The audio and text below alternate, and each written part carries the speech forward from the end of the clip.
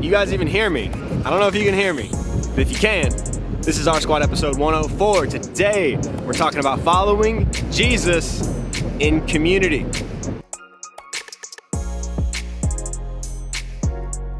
That's living life in community right there.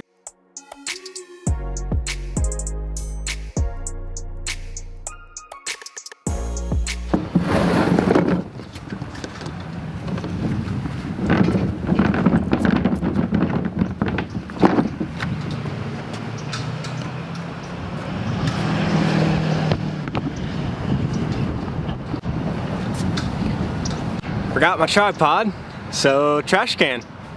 It's gonna get the job done today. All right, let's get right into it. For the past month or so, we've been talking about this idea of following Jesus, being a disciple of Jesus, practicing the way of Jesus. And as of last week, we have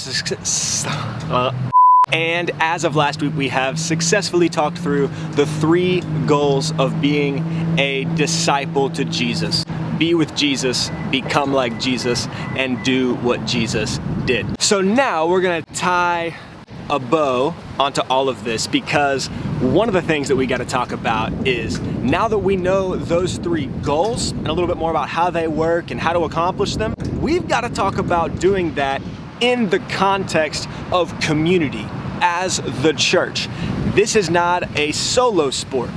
This is a group project. You know, Jesus puts together the 12 disciples, and the more you really look into this, this is not your average crew. Like, this is not a bunch of guys who were from the same walks of life and into the same types of things. He had all different people across the socio-political spectrum that were a part of his ministry that made up the 12 disciples. Community in that sense wasn't so much defined as a group of people who all had the same interest or passion or played on the same sports team or anything like that. Community, as defined then and as we're gonna define it today, is a group of people who are all following Jesus together. That's it. That's all it is. It's just a group of people who are trying to follow Jesus together. And we live in a hyper individualistic culture. It's all about me and my brand, and the second that someone offends me or doesn't do something I like, I can kind of cut them off or cancel them, right? And then I just keep doing my thing. We don't really understand community. It's kind of a foreign concept to us. I think we might have this picture in our heads of like the ideal community. And then we also have pictures in our head of the messiness of community.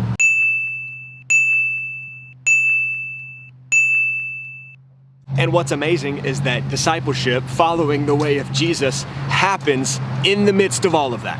This is, you know, an introductory episode into community. We're gonna be nailing down on this concept for the next couple of weeks, building on it each week. But introductory episode for community, we gotta talk about this. The early church gives us an incredible example of what it was looking like to live in community. And we read some verses that talk about the beauty and the, whoa, that's amazing, that's community. People are sharing stuff, they're giving to the poor, they're selling their possessions to give to people in need. Like, it's incredible. And then we also see the messiness of community.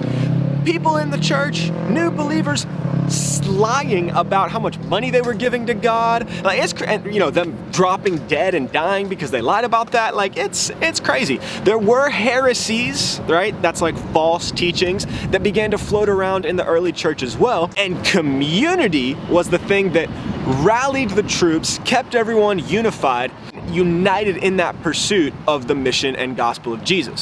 When people try to follow Jesus alone, in the time of the Bible and in today, they usually stray away from what we as the church have believed for a long time, the truth of the gospel. It just happens. When I try to follow Jesus on my own, I try to read scripture on my own, I approach it in this way. And maybe you've done this. I'm not calling you out. Maybe I am. We do something like this. We read a section of scripture, right? And then we go, well, what this means to me is blah, blah, blah, blah. The Bible doesn't mean something different to you than it means to me. Are you hearing me on this? The Bible doesn't just mean different things to different people. It could have different applications, right? Depending upon culture that we live in, the time that we live in. We have to figure out what the Bible meant to the original group of people. Now, when I read the Bible by myself, it's very easy for me to say, okay, this is what it says, this is what it means to me. But when I read it in the context of community, a group effort, a group project, my community, my group of people gets to all figure out, okay, this is what it means. This is what the gospel or scripture is saying right now. Now let's talk about how we can apply the truth of the scripture into our life today. Do you see how that's like a separate approach? Community guards us from doing and believing crazy things.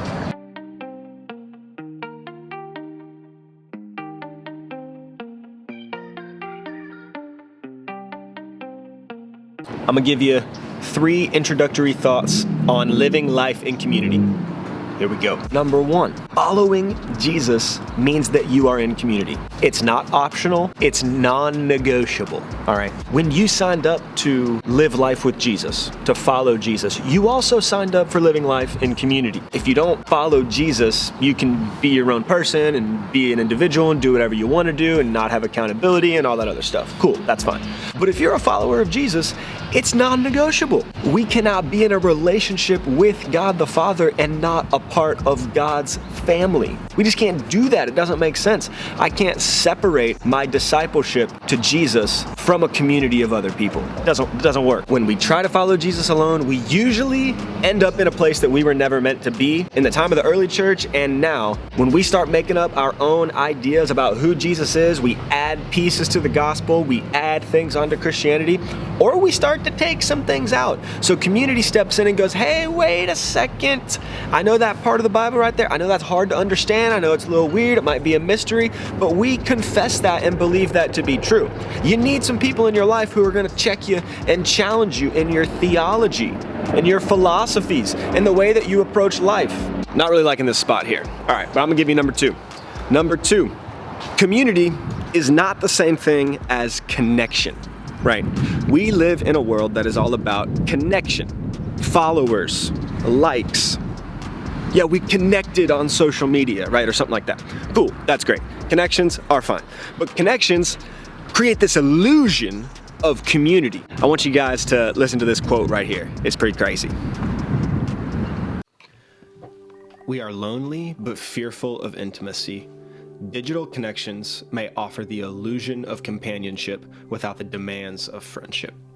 Our networked life allows us to hide from each other, even as we are tethered to each other. We would rather text than talk. When technology engineers intimacy, relationships can be reduced to mere connections, and then easy connection becomes redefined as intimacy. Put otherwise, cyber intimacies slide into cyber solitudes. Dang, that is savage. I don't want our squad to be a group of connections. I want us to be a community. Because community does something that connections alone could never do. As we talked about in the last episode, community exposes us. It calls things out of us. It challenges us. It challenges our shadow side, our weaknesses, not to bring us down, but to in turn build us back up, to help us become more like Jesus. And then it encourages. So it doesn't just expose us. It then comes in and provides encouragement when we're dealing with tough stuff, when we're depressed, when we're beaten down, when we don't know if we can keep going. It does both of those things. And connections can't do that. And number 3, community rejoices and mourns. Let me show you this. Be happy with those who are happy, and weep with those who weep. Live in harmony with each other. Don't be too proud to enjoy the company of ordinary people, and don't think you know it all. You might have connections with a lot of people, and that's cool. But who can you call to celebrate life with, to rejoice with? And who can you call when you're mourning so that they can mourn with you? Not somebody who's going to try to fix your problems, but someone who can just sit in silence and mourn with you. We're all just ordinary people. We're not trying to make connections so that we can get some clout, or we can get some more followers, or we can get more likes. That's not life with Jesus. Life with Jesus in healthy community, we rejoice together and we mourn together. If we're gonna be with Jesus, become like Jesus, and do the things that Jesus did, if we're gonna be transformed, we gotta do it together, not alone.